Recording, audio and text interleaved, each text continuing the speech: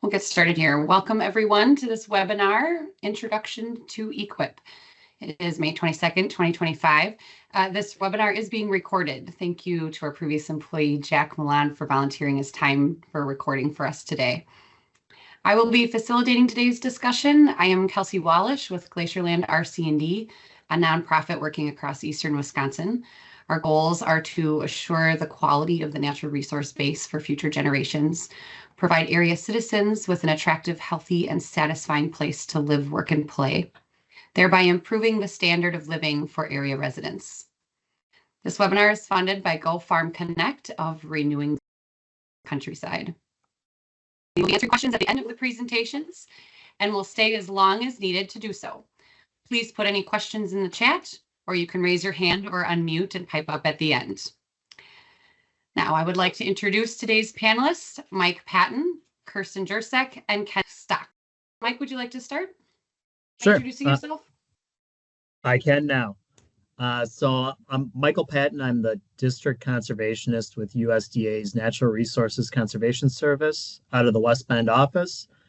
I also service the Plymouth office as well and cover Sheboygan, Washington, and Ozaukee counties. Thank you, Mike. Kirsten, would you like to start next?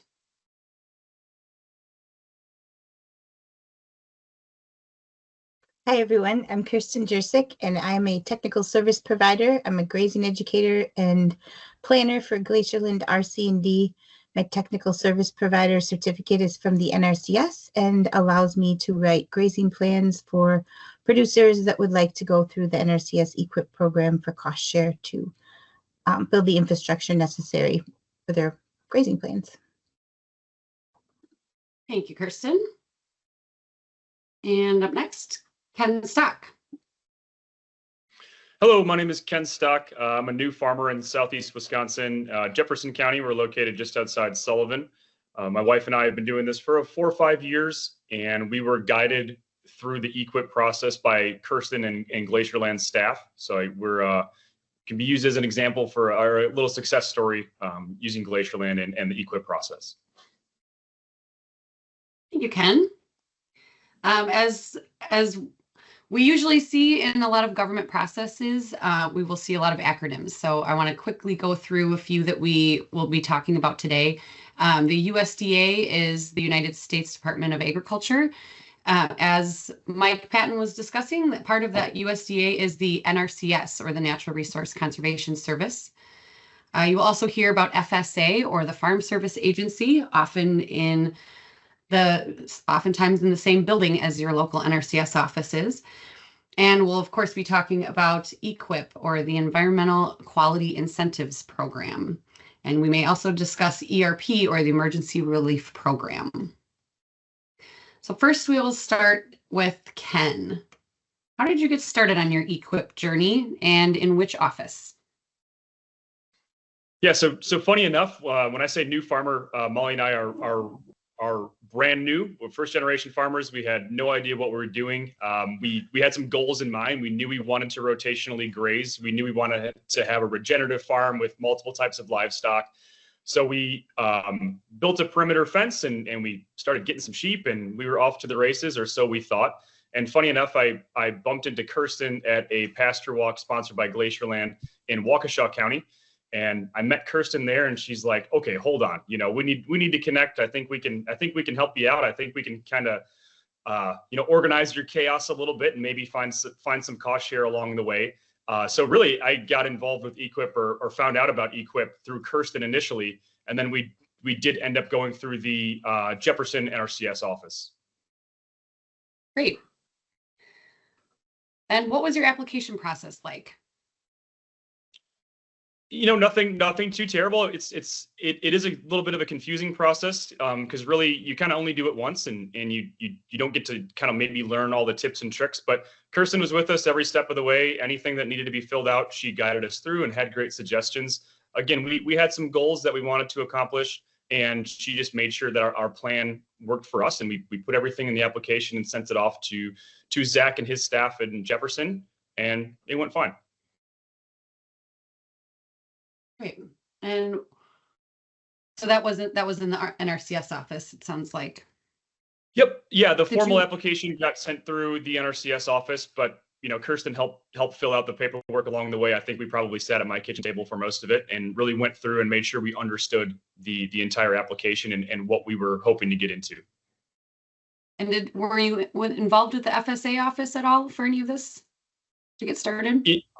Honestly, I didn't even know those offices existed until I met Kirsten. So I really didn't. I kind of learned everything all at once. Guided by Glacierland, honestly. Yeah. Okay, great. Mike, we're going to switch to you. Sounds good. From the NRCS's perspective, what is the purpose of EQIP?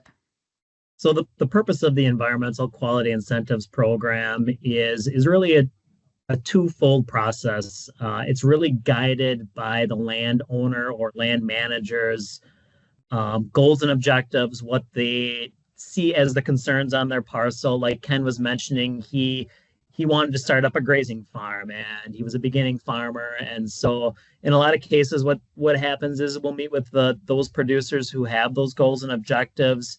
And we go through the inventory process.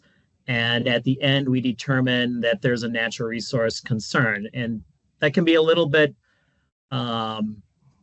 heavy in when we say resource concerns, but what we're really talking about in a simplified version is there a soil quality issue, degradation? Is there a wildlife issues? You want to improve wildlife?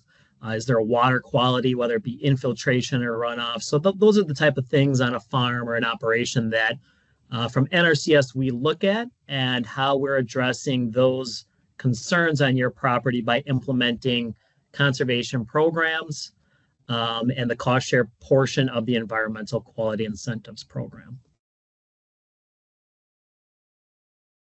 And so who and where is eligible for those cost share programs?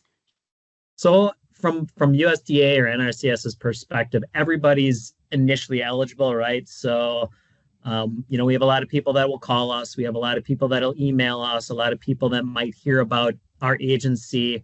And so what we like to do, like Kristen did, is just to get to know the land manager, the landowner, and work through the application process. And so we'll work with you to determine eligibility in filling out the application. But realistically, what I mentioned is we have to have a natural resource concern. So obviously we're going to come out to the farm and listen to what your concerns and objectives are. And whether we can address that with a conservation practice. Ken did mention the Farm Service Agency a little bit. There is eligibility for USDA programs. And so between the Farm Service Agency and the NRCS, we will work with you to guide you through those eligibility paperwork, the adjusted gross income, the highly erodible lands forms, and some of those other forms. We'll work hand in hand with you to make sure that it is not an obstacle. Great, thank you. I've also heard the term HU. What does that mean during your application process? Yep. So on page 2 of the EQIP application, you'll see HU. And what that stands for is historically underserved. That can be anything from a beginning farmer, somebody who hasn't been farming and filing a Schedule F for the last 10 years. It could be somebody who is been out of the military, honorably discharged from the military, and has also not been farming 10 years. It also includes some of our socially disadvantaged groups, as well as limited resource farmer, and that's based on the county. And we would work with you to help guide you. You make the final determination of whether you feel you're historically underserved, but we'll work through some of those items just to make sure that you feel comfortable in answering what you're looking for or what designation that you feel applies to you. The other thing with the historically underserved designation is there is a process that if you are eligible for the historically underserved, that you may receive or can receive 50% advance payment for some of the EQIP practices, provided we get to an agreement later on in the process. Great. And then I'm going to ask an additional question to that. So yeah. if you are qualified to as historically underserved, what does that mean for the cost share rate Sure. in general for EQIP? No, that's a good designation or a good qualifying question. It does raise the incentives that you're eligible for. It goes from approximately that 75% incentive payment rate to 90% payment rate. So it is a little bit additional increased payment rate over somebody who's not considered historically underserved, and can help kind of fill in those gaps as a new beginning farmer. There's all these things that you didn't know you need to do and these bills just to get into farming. And we view the historically underserved rates as to help sort of guide your way or afford some of these items to be able to implement not only conservation on your land, but to be able to address your goals and objectives while also improving your farm business. Okay, thank you, Mike. That sounds really important during that application process. It's a big difference. And I've also heard this question a lot too. Should someone be putting their name or their LLC or farm name on their application? That is a question we do get a lot. And what I'll pose back to the client is, well, how do you do your taxes, right? So when we think about this, if you do get a contract with USDA and you do receive payments with that contract, how do you want to receive those payments? How, when you get your 1099-G, which is a form that says you received so much from USDA for this particular program, do you want that to go towards your filing taxes as an individual, towards an entity? So I'll really say it depends on how you're structured. But what we'd like to do is set it up that works best for you. It doesn't make any difference to us as long as it works best for you and your business. And we'll guide you through the process of whether it's an individual application or the LLC. Okay, that makes sense. Kirsten, we're jumping to you next. What does the grazing planning process look like?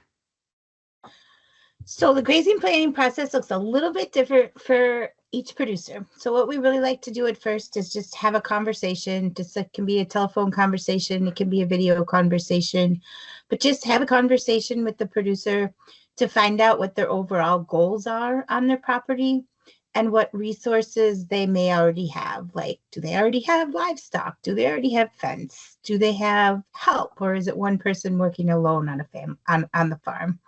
And just to get a little background on their farm, how long they've been there, what they know about their landscape. I think we all know after we live at our farms for a few years, they look really different in July than they do in January. And so just finding out some of the background knowledge on the farm and what people know about their own farms is really important.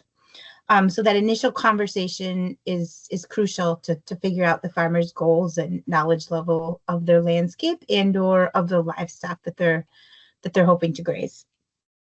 So we have initial conversation with people, and then after that conversation, we send them a voluntary release of information form.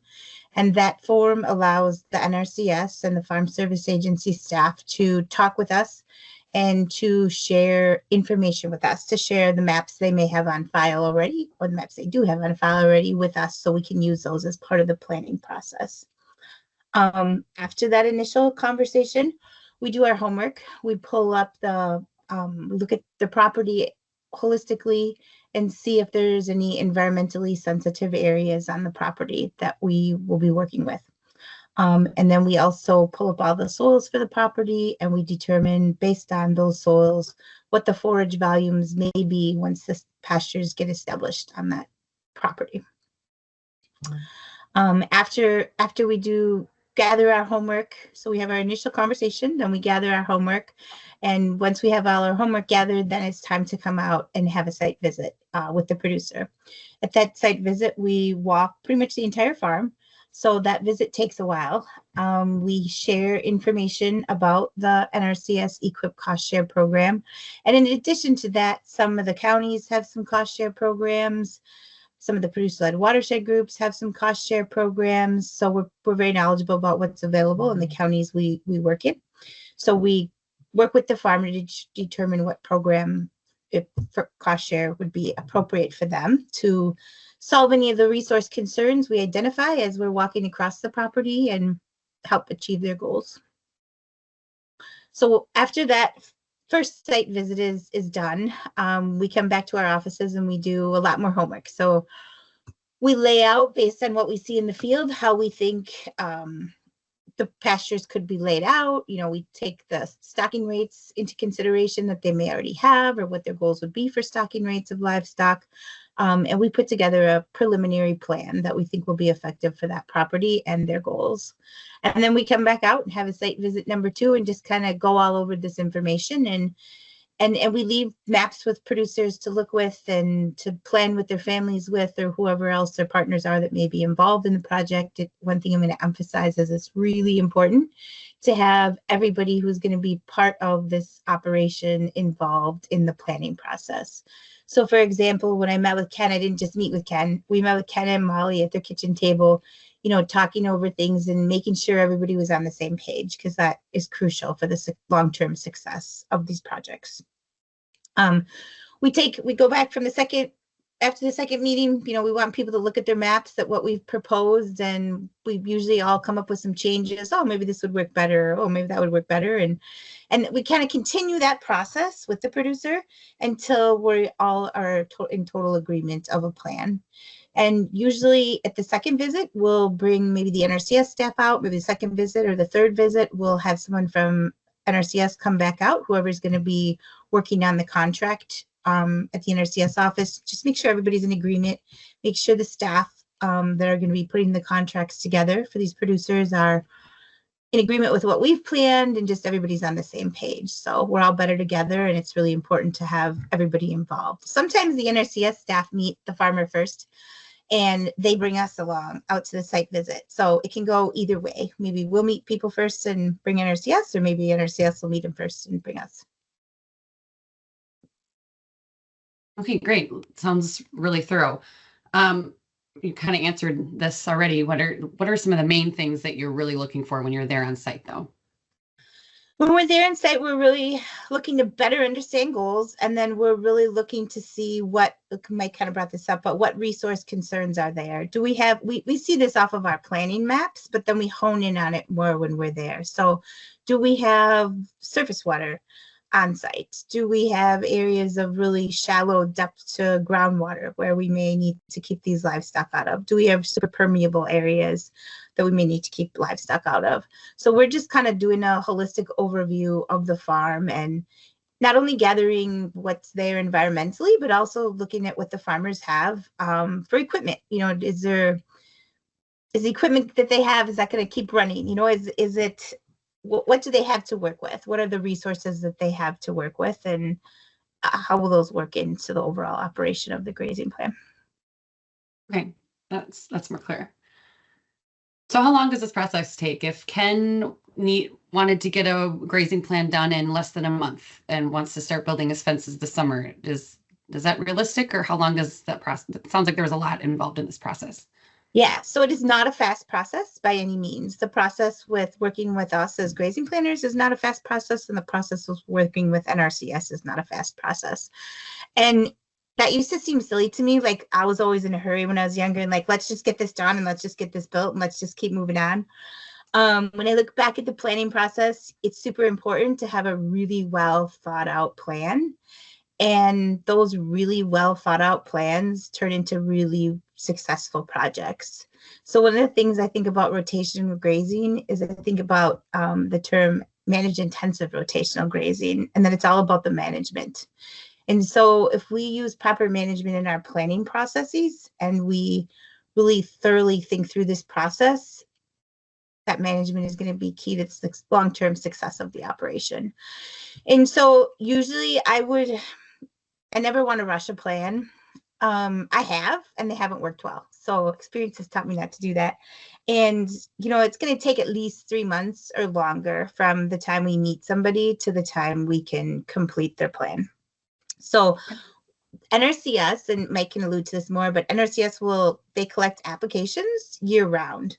But then there are specific times of the year that are sort of drop down. Okay, now we need to take all these applications, all these plans that have been written, and rank them. And so usually by about, our goal is to have any grazing plans we were working on for the year completed by November 1st so that there's time to do the proper planning on NRCS's end. So that really means we need to be working on people's plans by July or August to be able to get them done by November 1st. I really want people to see the map of their farm on the refrigerator for 3 weeks before we decide to finalize that map and complete the plan. Okay. I think that answers my next question too, of some deadlines to the process. And I'm, as you said, I think Mike might talk about that more too. Mike, we'll jump back to you again. So I hear this term a lot in the EQIP process. Mm-hmm. It's here practice a lot. What is a practice exactly? So a practice to us is like, let's say a tractor on your farm has a bunch of different parts, right? As a parts number, and you put the parts together and it creates the tractor, and when you maintain it, it runs smoothly. And so for us in our agency, we look at it as a practice as something as simple as a fence. So a fence is a practice. And if you're going to have animals grazing, well, you're going to need something to graze them on. So you need hayland and pasture planting, and that's a practice. And well, if they're going to be out on pasture all day in June and July, they're going to need water. So the watering line's a practice. And when we look at adding all those practices up, especially in the grazing system, it's single practices, but they create the system that's needed. So, you're right, Kelsey, you'll hear us refer to the practice, but it's the different things that go together that are needed to make this grazing plan function well. And that plan that's on your refrigerator for 3 weeks, as you think about how you're going to cycle your animals through there, it's important to think about how those practices, fence, water lines, are laid out for how you manage your farm, what makes the most sense to you. So a practice could be more than just, the grazing practices themselves. Sometimes we'll work with producers that are interested in doing a tree planting or a pollinator planting for monarchs. So we've got 300 and some odd practices, and those are just different conservation systems and managements that help improve conservation or efficiency or business planning on your land that does address that natural resource concern that Kristen talked about assessing. Okay, that makes perfect sense. So there's other practices within EQIP that are not just for grazing. It sounds like there's a ton of them. Okay. And really, when you're looking at it for your operation, taking that step back, like Kirsten mentioned, I too at one time was younger and wanted to get things done right now.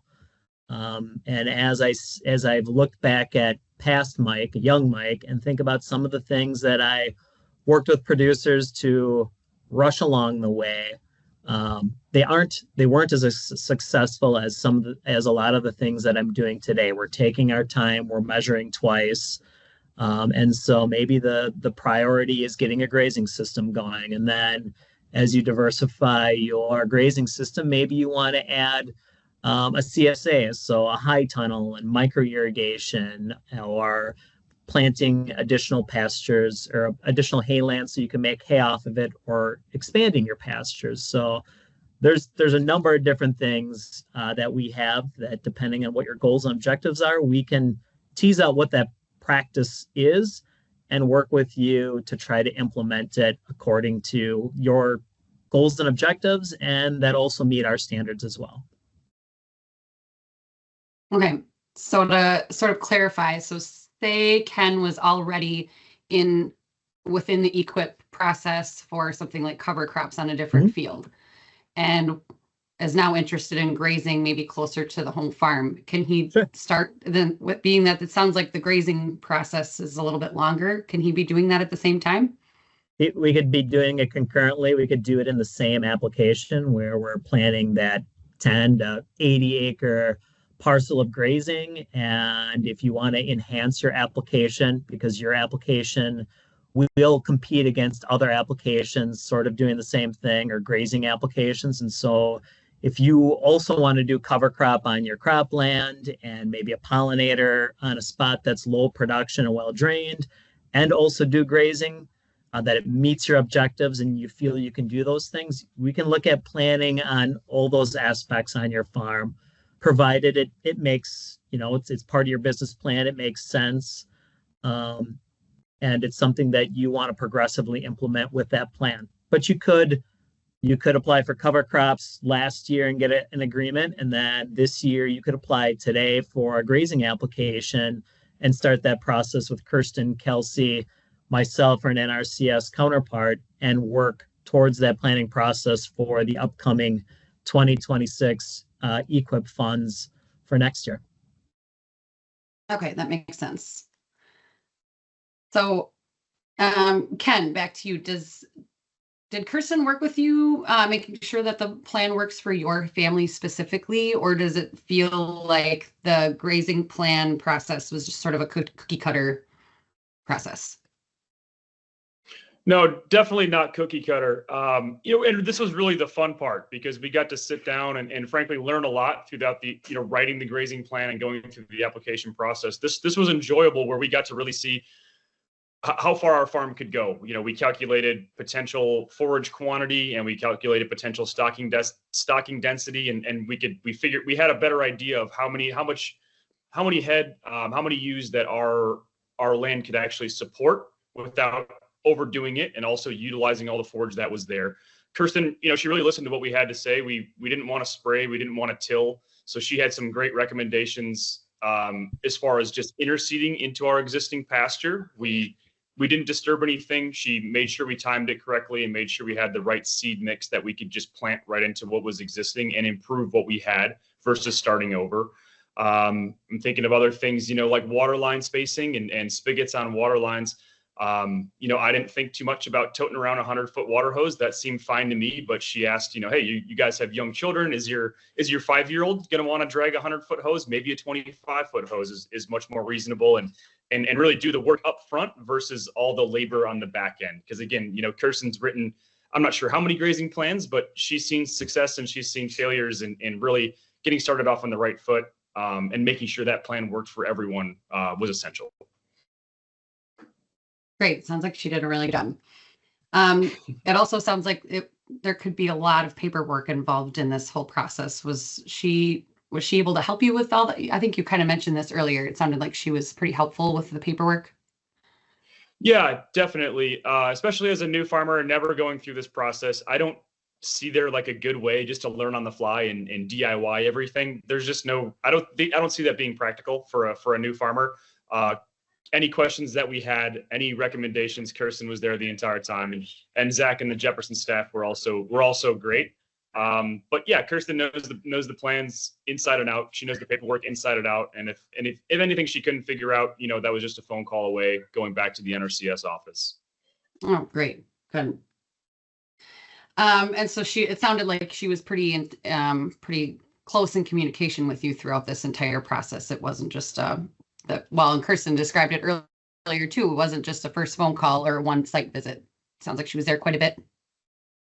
Yeah, no, she detailed, the 3 visits, and that was kind of, maybe that's more of like, the formal plan. But I think in between there too, I also probably had a million questions. So at some point I probably just started texting her and made sure everything got answered. And again, not knowing the process at all, I was probably a little confused on timelines and when we could start and when things, when we could say go and actually start putting things in the ground. So yeah, we communicated probably weekly, as we were going through the process. And once we got down to contracting time and making sure we had all the T's crossed and I's dotted, maybe a little more frequently once we got down to that time. Good. It sounds like Kirsten was really helpful. She's busy. Mike, yeah. Mike, what happens when Kirsten's done writing that grazing plan? Can Ken start building his fence yet? That's a great question. Typically what happens with the grazing plan is Kristen will submit the plan to NRCS and we'll review it. And she's done so many plans that typically within a week or two, when NRCS gets to reviewing it, we approve it. And that's sort of the first phase, that it meets NRCS standards, that it's going to planned out, it's going to be successful. To answer your question quickly, no, we're not ready to graze yet. We're not ready to start building fence. What NRCS then will do is, like Kirsten had mentioned, we're definitely involved on either one or all the visits. And when the grazing plan's done and the landowner or the land manager is ready to I'm excited. I want to get to grazing. what's my next step? Then NRCS will work with you either at the field office level with a technician or a planner in the office, and we'll use that grazing plan. Consider that your business plan for grazing. It's going to have everything in there sort of drawn out. And then what we'll do is we'll create our drawings and our plans that meet NRCS standards as identified in that grazing plan.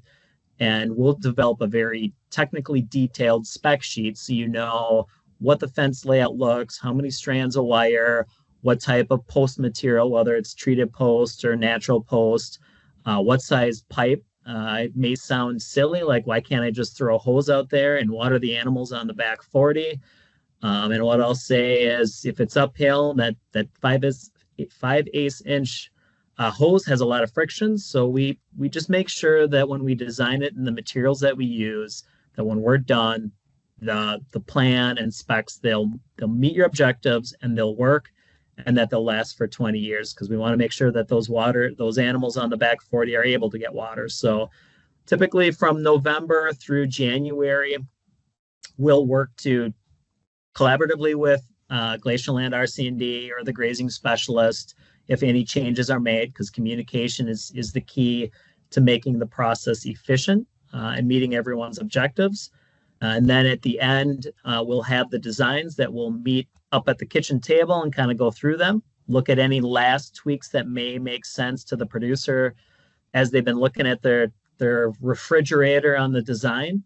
We'll have the decision makers sign the designs, and typically in February, we'll have your application ranked with liked applications, and then applications are funded based on ranking scores in a competitive basis. And probably about mid-February, we'll let you know if you're funded, and then we'll have the designs done. NRCS will work on the contract, and when the contract is obligated and we send you a copy of all your information and we'll give you a call, then we can start building stuff. So hopefully that answers that question in the process. It's a longer process, but it's the measure twice, cut once. Okay. So that kind of answers my next question too then. So once that contract is obligated and signed, then where does Ken buy materials? Where does he start? So a lot of times what we like to do, and I would guess that Ken had the same experience, is we'll work. Sometimes we'll get lists from Grassworks. We'll have a list of different fence builders. And or if Ken's interested and he wants to source out his own material, what we'll do is Ken will send us a list of the materials that he's interested in purchasing, like on a clip from X store. And then we'll look at that clip and say, yes, that's treated, it's at the right length, it's the right size, and kind of go through the list and say, yep, everything you're going to purchase before you purchase looks good. So when it arrives to your farm and we do a quick inspection of the material, that when you put it in the ground and build your fence, you're going to be good. And then if let's say a landowner or producer wants to get a contractor, we'll meet that contractor on site. The first day that they're there, we'll go over the design, make sure everyone's on the same page.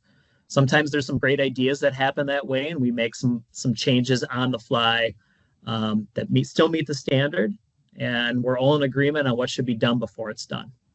Okay. Can he get materials from, say, if there was an estate sale or a barn sale? So that is a tricky question. What I'll say is typically, I should say not typically, the way that we offer our incentives, the incentives are based on new material. So NRCS prefers you to purchase new materials, and the reason for that is that each practice has a lifespan. So let's say the fence has a lifespan of 10 to 20 years. What we want to make sure is that you're not pulling some treated post that's already been in the ground 20 years in your farm and it's not going to last. So the costs that we pay are on new material. And so we prefer to work through that process that way. Okay, that makes sense. Kristen, it sounds like there was a lot of meetings between the farmer and like Ken and Mike Patton for the contracting and for material inspection. Are you going to be at those? So we're all better together, and I love being there pre-contracting or at contracting, just to make sure that the contract matches what we had in the plan. And then also, we don't know what we don't know until we experience it. And so there's a lot of questions that maybe I've heard other people ask during their EQIP contract signing that I may ask NRCS on the producer's behalf, just so everybody's on the same page. So some of the NRCS staff are very, very experienced, and they may forget to, bring up minor details that are super important, like make sure you always call Digger's hotline before you do this step. So I do enjoy being there. And again, it's just we're all on the same page and we're all better together. So I like to be at as many of the meetings as possible. That being said, we never want to slow down a process. So if we're not able to be there and we've all communicated throughout the process, and then I think it's, we don't always have to be there, but I do like being there when it can be, yes. Okay. And if something isn't running smooth for Ken, say either during construction or even after he's started grazing, who does Ken continue to call with questions? Yeah, so one of the things we run into is a lot of people that are DIY, people like Ken and Molly are, they're doing their work maybe on the weekends or in the evenings, and all of a sudden they run into a question and the NRCS office is closed. So, they can call us. And that, again, is if we're at that pre-inspection meeting and there were any questions there, we can help more nights and weekends that way. During the construction process, if there's questions and they can't reach NRCS, then they call us, and maybe we have somebody's cell number that could answer a question for us, like different hours. So again, we all just work really closely together. During the implementation of the actual rotational grazing, we do a lot of assistance there because it's really confusing your first year. You go out there and you think, oh boy, is this ready to graze yet? Should I be grazing it? Shouldn't I be grazing it? Or, even 3 years down the road, this isn't, it's like I had more animals out here last year. Am I doing something wrong? So we like working with producers throughout the whole season. There's a lot of science behind everything we're doing here. And there's a lot of people that have a lot of experience that can be really helpful to producers. So I've been rotational grazing I realized this is my 20th year on my farm. So I've had a lot of experiences that I'm happy to share with others. And I've made a lot of mistakes that I'm happy to share with others so they don't have to make the same ones. Wow, very experienced. Great. Last one for you, Kirsten. You signed Ken up for yet another mailing list that we all are on, so many. Why are those emails really important for Ken that come from you? Yeah, so we have our database that we send out, everybody that gets a plan, everybody that wants, people can opt out of our database, but it's really important to be on there because the main thing we announce in that database is upcoming pasture walks and workshops. And the networking, again, we're all better together. When we have a pasture walk or a field day at somebody's farm, everybody's welcome to come and learn from each other. I think there's a huge benefit to group learning. Somebody will ask a question somebody else didn't think of till they got home. People can network with one another, and I started going to pasture walks when I first started grazing, and I met people to share a bowl with. I met people to buy stock from. I met people to buy seed from, just to help me throughout the whole process. So it's sort of its own community. Our grazing networks are our own community of people that are really helpful to other people, and just we all have a lot of commonality, I feel like, since we're all rotational grazers, and it's just a very helpful community. So we welcome everybody to come to all our pasture walks they can get to, and we do try to vary them through time of day, and so people with different schedules can get there. Great. Yeah, just to add to that too, that's the pasture walks and these events. That's really where I learned about everything. Learned about EQIP, learned about Glacierland, and I'm not the only one. Another member of our producer-led group, same thing. He didn't even know what polywire was until he came to a pasture walk, and he's like, "Holy cow, we have a lot to learn." And he's got a very similar story to us. So great. So Ken, how did that contracting process work from your perspective? It sounds like there was a lot of information at some of these meetings. How did that go for you? Yeah, really, all in all, it went fine. Sure, you get assigned, 50 sheets of paper and you don't know, there's a lot to it, but that's fine. It really, at that point, it was no sweat. We felt really comfortable with our plan. We didn't really anticipate any issues. We'd run through the process. Again, our map was on a refrigerator for a couple of weeks. We knew what we were getting into. we didn't feel the need to change anything. The only thing we added to the contract, I had questions around a specific type of fence system. So we wanted to make sure that was going to be approved by NRCS prior to signing the contract. So we ran that through the chain and made sure we even like stapled, information regarding that specific system and sent that up with the contract. So I feel like we solved a lot of the problems before we even signed anything. So overall, the contracting process was very smooth. Great. How did implementation go? Building your fences. Yeah, here's where it's the actual get down to business part. So again, we DIY'd most everything on the farm. We brought in an excavator and somebody to run it to put in some of the deep buried water lines, but we actually put our other water lines in and put our fences in. So I like to say it was enjoyable. You got to get out there and get dirty and really set the farm up for success and really see everything come to life. So it was, I would say, it was uneventful for the most part. We didn't have any major hiccups. We didn't have anything that I feel like we just put our plan in the ground. We didn't change anything. Everything that we planned for, we installed. We didn't make any major changes.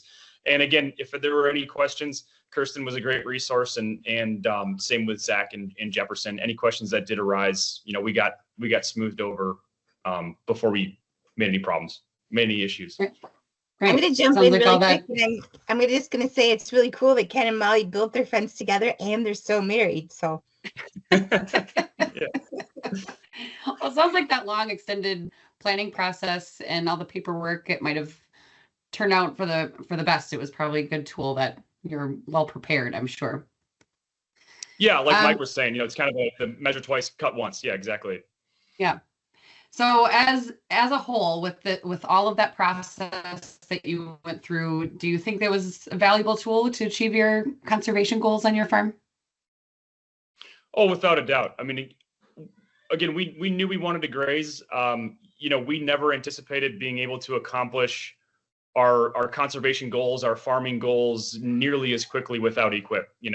Just looking at the cost of everything and looking at timeline, we figured this was going to be a multi-year process if everything was just going to be paid out of pocket or tried to cash flow from our flock of sheep and the farm. So it really, I'd love to say that we would have done the same thing whether we got cost share or not, but cost share really just expedited everything, and we're able to start building soil sooner. We're able to start managing our animals appropriately sooner, using that EQIP as a tool. So definitely extremely valuable. Yeah, it was a great process, start to finish, and we can really, now that we're going into, I guess, year 5 here, we've had our plan in the ground for a full 2.5 years or so. You can really kind of see the fruits of your labor, and it's a great process. Oh, awesome. Happy for you guys. Okay, Thanks. Now we'll open it up to questions. If anybody wants to unmute themselves and pipe up, or if anyone has anything in the chat, I guess let me see. I don't think I got anything in the chat yet. Thank you all to our 3 speakers too. This was very, I know there's a lot that happens in this multi-step process, but you guys made it really clear. One question in the chat: are there special funding pools for HU or special livestock pools that will increase your chances for ranking? Sure, I can answer that. So there's a couple different opportunities, funding pools. One of them is at the local work group level. So like a county-based or a multi-county based area, like in my area, it's Fond du Lac, Sheboygan, Washington, Ozaukee, Dodge, right? So any grazing application that gets submitted, producers, participants kind of compete with producers in that level of area. So that's one funding pool. The other funding pool is a beginning farmer funding pool. So that's a separate set of funds that producers can also participate and rank towards. And then there's also a historically underserved pool.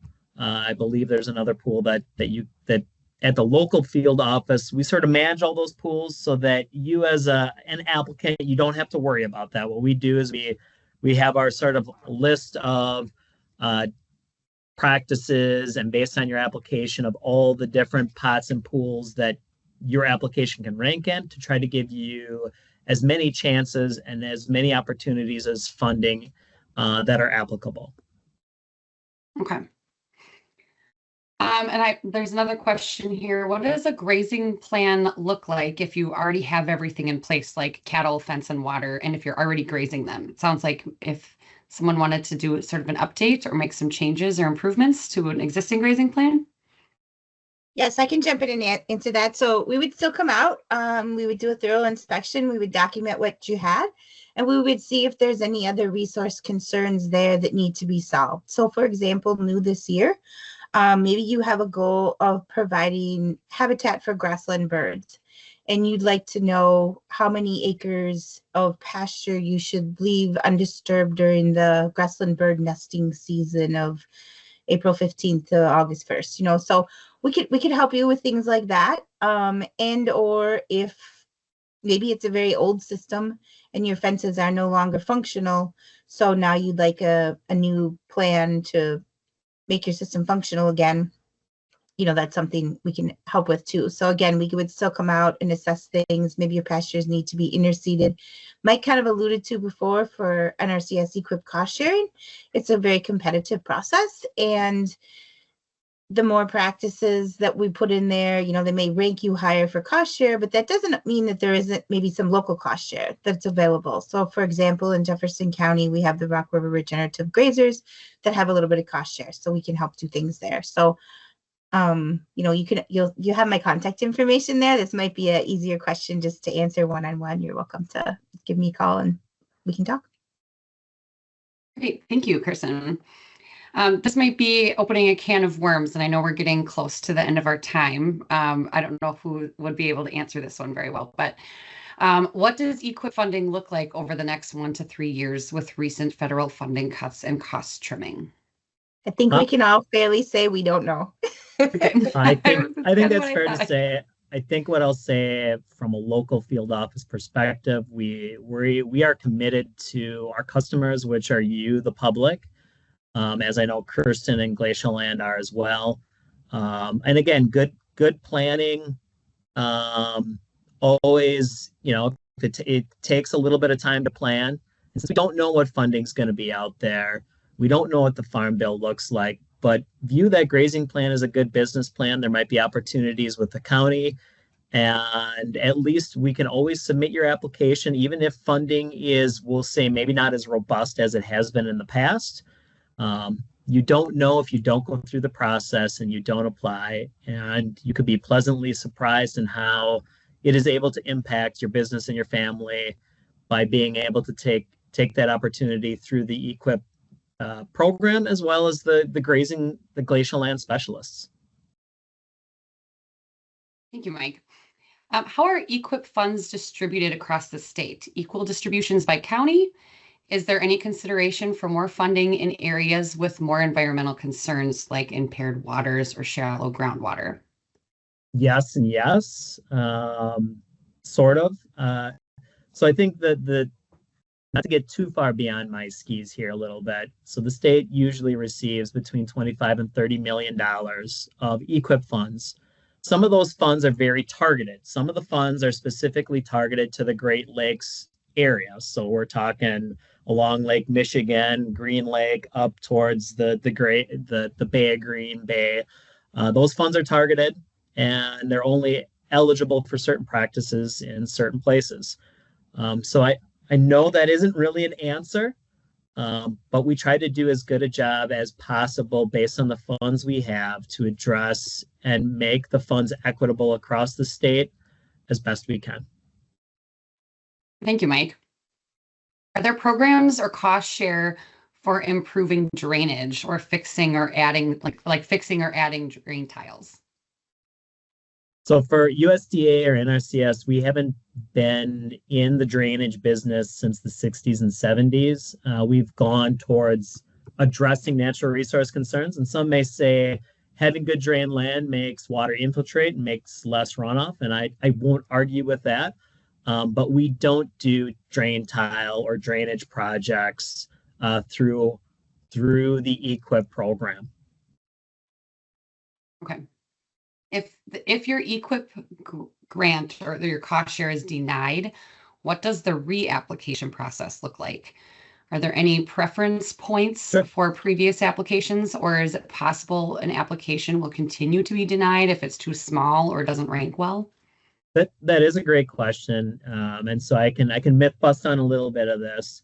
So your application isn't denied. It's just the fact we get so many applications in the state that require so much funding, right? And so if we only have, if the pot's $100 million worth of applications, but we only get $25 million worth of funding, we can only go down to what our checkbook has available for cost share. So your application's never denied. It's just we didn't receive enough funding to get to your application. And I can tell you your application is important to us as it is to you. And so there is no reapplication process. What we typically will do is August, September, we'll send out a letter, and it may seem more like a form letter, but it just says, hey, due to limited funding, your application did not receive funding this year.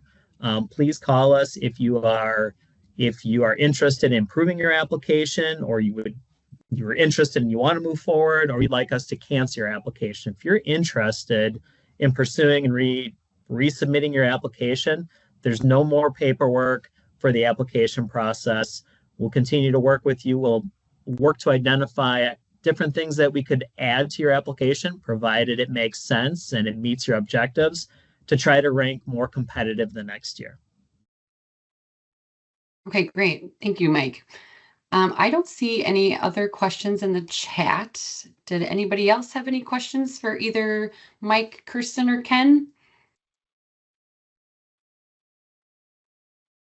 I'll maybe add a clarifying comment. I know it's a question that will come up in the process.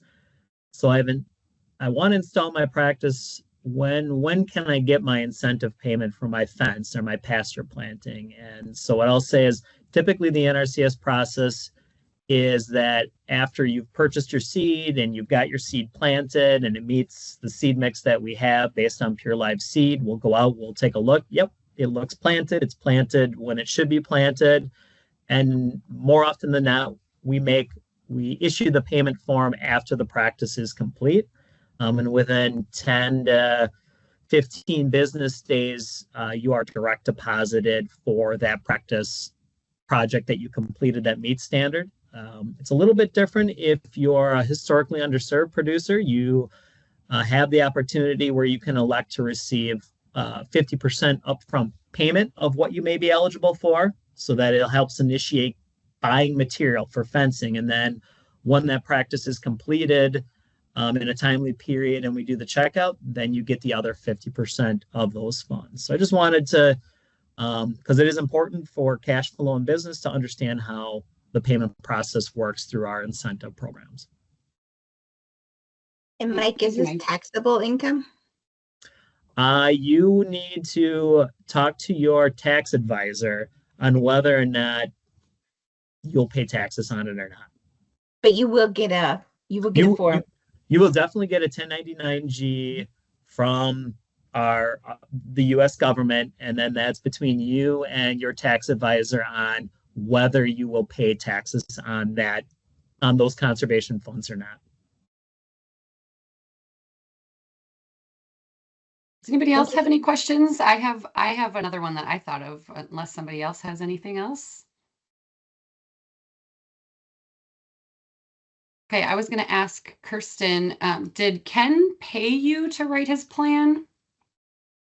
Yeah, so that's a really good question. So when I wrote Ken's plan, I had funding from the National Fish and Wildlife Federation to do planning in the southeastern Wisconsin, in the watershed that his farm is in. So Glacier RC&D is a nonprofit, and we grant write to get all of our funding. So we are at a little bit of a crossroads right now. As of today, May 22nd, 2025, some of our funding is no longer. Some of it may come back into play very soon, and we will continue to look for more funding. So Ken and Molly did not pay for their plan because we had funding to do it. In the past, other people have hired us to write their plans because we didn't have funding to write their plans. So then we also work at a pay for services program. it can work multiple ways. Okay, thank you. Well, thank you for putting this all together, Kelsey. Yeah, thank you, everyone. We will be posting, we recorded this again, so we'll be posting this on our webpage as a tool for anyone else to check back if you had any other questions. Oh, there is another question that just came in. Real quick before we sign off, can the NRCS contract cover those conservation planning fees? Yeah, that's another great question. Typically, with the opportunities that we have in the grazing specialists, Glacial Land has been able to do a vast majority of the plans, at least in my area. But we do have, we'll say, another practice incentive to have somebody write the plan. And so, again, it would be the same application. You would apply to get funding to be able to allocate funds to be able to hire a grazing specialist. Once you get the contract, then you would reach out to the individual that's qualified that can write the plan. And then when the plan's complete, then you'd submit it to NRCS, we would review it, and then make the payment for the grazing plan. We do have our set fees or set cost shares, and that's where that conversation of what it's going to cost versus what you're going to get, and then what amount you may pay out of pocket. Those are all some of the things behind the scenes that we would talk about if you were looking to apply for funding for the plan. Great, thank you, Mike. Mm-hmm. Okay, it looks like that's all of our questions. Thank you all for joining us. Again, we'll be putting this on our Facebook page as a tool if you wanted to revisit some of the points we discussed today. Other than that, this was a very valuable tool. Thank you all to our speakers again, and have a great Memorial Day weekend, everyone.